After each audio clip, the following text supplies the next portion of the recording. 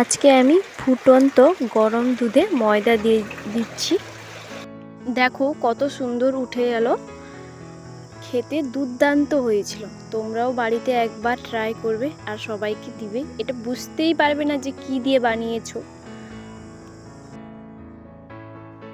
নমস্কার, এএস কুকিংয়ে তোমাদের অনেক অনেক স্বাগত। আজকে চলে এসেছি একটা নতুন রেসিপি নিয়ে, ভিডিওটা দেখো আর সঙ্গে থাকো। এবার আমি রান্নার দিকে চলে যাচ্ছি। কড়াইটা বসিয়ে দিয়েছি আর কড়াইটা গরমও হয়ে গেছে। এবার আমি কড়াইতে 3 চামচ ঘি দিয়ে দিচ্ছি। তোমরা চাইলে ঘিটা বেশিও দিতে পারো।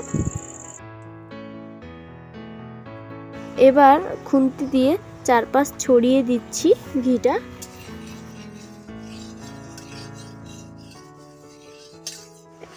এবার আমি ময়দাটা দিয়ে দিচ্ছি। 1 বাটি ময়দা নিয়েছি। ময়দাটা দিয়ে হালকা আঁচে নাড়তে হবে। ময়দার একটা কাঁচা গন্ধ থাকে, যাতে সেই গন্ধটা না থাকে তাই একটু ভাজা ভাজা করে নিতে হবে ময়দাটাকে। আমার চ্যানেল এখনও সাবস্ক্রাইব করা না থাকলে চ্যানেলটি সাবস্ক্রাইব করার অনুরোধ থাকলো। ময়দাটা একটু ভাজা ভাজা হয়ে গেছে, কালারটাও একটু চেঞ্জ হয়ে গেছে, দেখতেই পাচ্ছ। ময়দাটা এবার আমার ভাজা হয়ে গেছে। এবার আমি ময়দাটাকে তুলে নিচ্ছি, একটা প্লেটে তুলে নিচ্ছি যাতে ময়দাটা ঠান্ডা হয়ে যায়।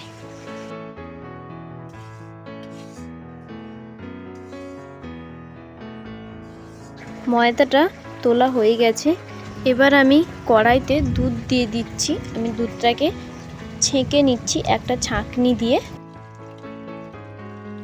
1/2 লিটার দুধ নিয়েছি আর আমি এখানে গরুর দুধ ব্যবহার করছি, তোমরা চাইলে প্যাকেট দুধও ব্যবহার করতে পারো।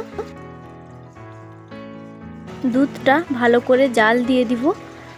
আর দেখো দুধটা ফুটতে শুরু করে দিয়েছে।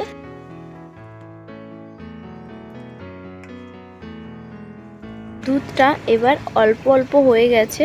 এবার আমি 1.5 হাতা দুধ তুলে বাটিতে রাখছি। কড়াইতে দুধটা ভালো করে হতে দিব। তো চলো আর একটা কাজ করে নিই ঝটপট।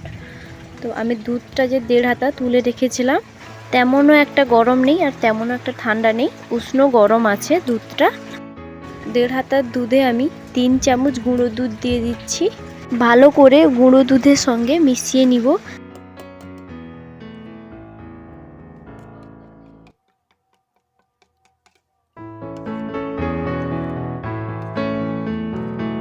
দেখতেই পাচ্ছ গুঁড়ো দুধটা ভালো করে দুধের সঙ্গে মিশিয়ে নিয়েছি।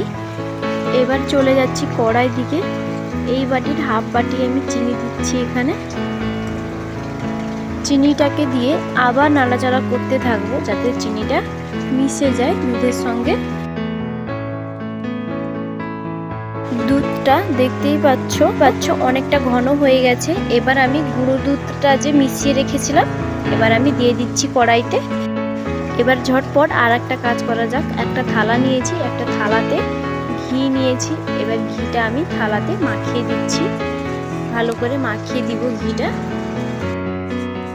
ঘিটা মাখানো হয়ে গেছে। এবার কড়ার দিকে যাওয়া যাক। দেখতেই পাচ্ছ দুধটা কতটা ঘন হয়ে গেছে আর সাইডগুলো দেখতেই পাচ্ছ কতটা দুধ ছিল আর কতটা হয়ে গেছে, অনেকটাই গাঢ় হয়ে গেছে দুধ।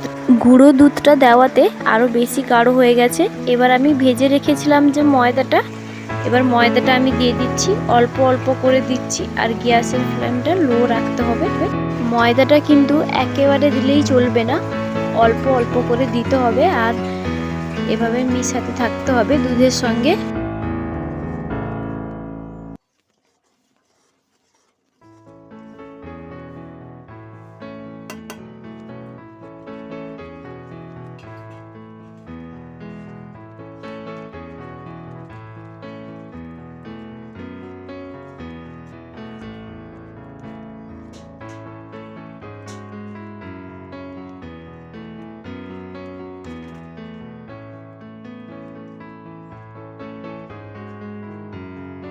দেখতেই পাচ্ছ কতটা গাঢ় হয়ে গেছে।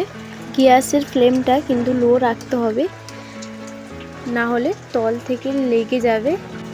তাড়াতাড়ি করলে কিন্তু হবে না। গ্যাসের ফ্লেমটা লো রেখে আস্তে আস্তে নাড়তে হবে।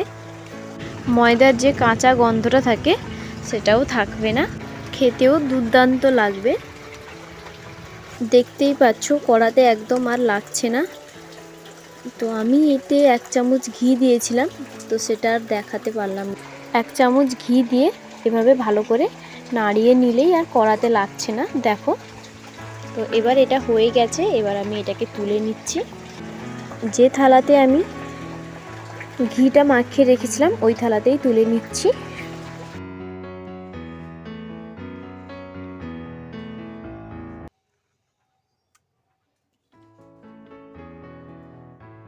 তুলে নিয়ে এবার ভালো করে সমান করে দিচ্ছি। সমান করে দিয়ে এবার হাত দিয়ে একটু চেপে চেপে দিচ্ছি, যেহেতু ঠান্ডা হয়ে গেছে। এটাই হচ্ছে লাস্ট। এবার আমি কিছু বাদাম, কুচনো বাদাম দিয়ে দিচ্ছি ওপর থেকে। আমি এখানে 2টো বাদাম দিচ্ছি, চিনে বাদাম আর কাজু বাদাম। তোমাদের হাতের কাছে যা থাকবে সেটাই দিবে। তো আমার হাতের কাছে এই দুটোই আছে, আমি এই দুটো ব্যবহার করছি এখানে। উপরে বাদাম দিয়ে হাতে চেপে চেপে দিচ্ছি। এবার আমি এটাকে 2 ঘন্টার জন্য ঠান্ডা হতে দিব। তো ঠান্ডার পর দেখো 2 ঘন্টার পর ফিরে এলাম। তো এবার দেখো ছুরি দিয়ে যেরকম ভাবে কাটতে পারো, তো আমি এভাবে চৌকো শেপ করে কেটে নিচ্ছি। চৌকো শেপ করে কাটলে দেখতেই ভালো লাগে অনেকটা।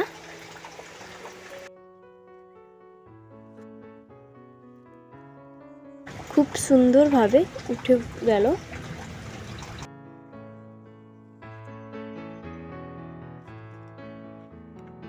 তোমরা বাড়িতে একবার হলেও এই রেসিপিটা ট্রাই করে দেখবে, খুব সুন্দর লাগবে খেতে। আর যাকে দিবে বুঝতেই পারবে না যে এটা কী দিয়ে বানিয়েছো। তো ভালো লাগলে লাইক, কমেন্ট, শেয়ার, সাবস্ক্রাইব করবে। ভালো থাকবে। তোমাদের সঙ্গে দেখা হচ্ছে নেক্সট একটা ভিডিওতে। বাই।